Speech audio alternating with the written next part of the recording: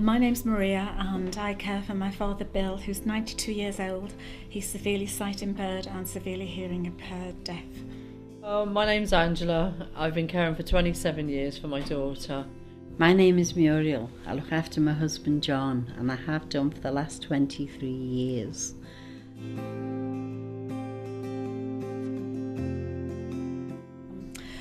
One of the many problems I experienced is trying to get help from doctors when I've tried to speak to a doctor on my own.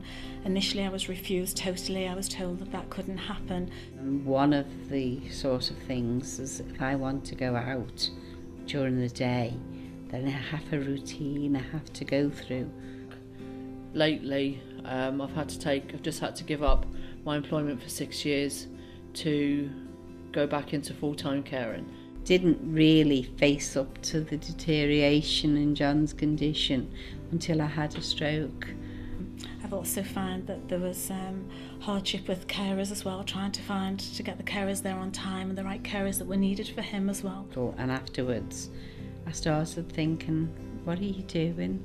You can't actually have the life you envisaged for yourself.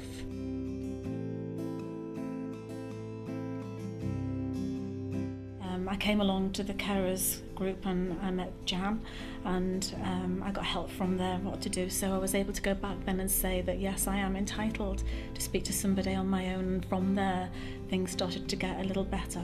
Coming to the Carers Centre for counselling after the stroke made me just realise what I was doing to myself, and I was being no benefit to the person to look after.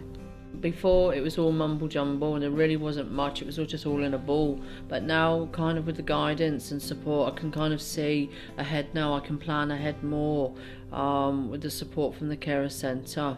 Again, it wasn't until I came to the Carers Centre that I realised how much I do and how much I've done, and I'm very proud of that fact, and I love my dad dearly, but you know, it is hard at times when you're dealing with things that you have to deal with him. But at the Carers Centre I also meet in a group called the Carers Strategy Group.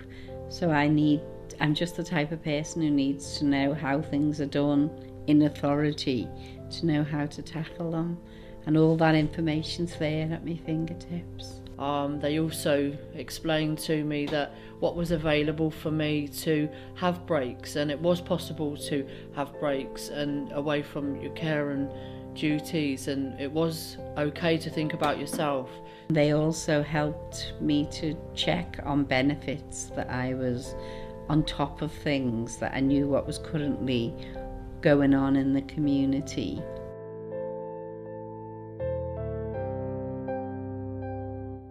I don't know if everybody realises, but Andrew Moore, who was a broadcaster, a very famous broadcaster, he's only just recovered from a mega stroke. Please talk to people. That's the message I've got. Talking is important. Just get in touch with your local carers centre or whatever form of support you want. And he and his wife did an article in the paper, and I'd just like to read some things from it if you don't mind. 1 in 8 adults, or more than 6.5 million people, are carers, often struggling to keep their heads above water. So just don't do it on your own, just link into your Carers Centre and basically take what you need to support you, to allow them to help you to support yourself. Keeping at least some attention focused on the world outside, it is an unregarded, forgotten army whom the state can never replace. And I think that's about sums up what carers do.